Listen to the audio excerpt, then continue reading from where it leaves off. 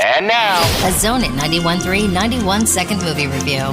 5, 4, 3, 2, and Action!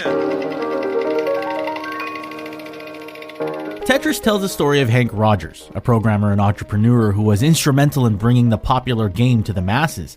Rogers risks everything to make this happen and faces an uphill battle of licensing disputes between the owners of the game rights, competing companies, and the meddling of the Soviet Union. While Tetris is not a perfect movie, it is a pretty good watch. The film reminds me of The Social Network, where it attempts to add drama and suspense to what can otherwise seem like mundane contract signings and handshake deals. But the story is definitely an interesting one. It keys in on this David versus Goliath tale, which helps create intrigue and keep me invested right up until the end credits. There's also a decent enough feeling of nostalgia that does a good job of articulating why Tetris was and still is universally loved. Now, with all that said, I feel like Tetris is not a movie I see myself revisiting.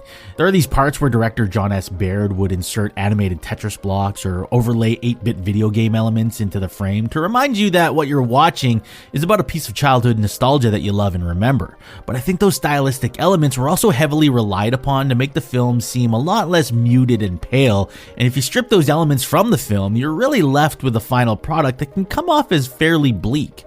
As far as the cast is concerned, there's certainly no denying the charisma of Taron Egerton, though he seemed to be merely an obvious standout amongst the supporting cast, most of whom seem to be stereotypical archetypes over anything memorable.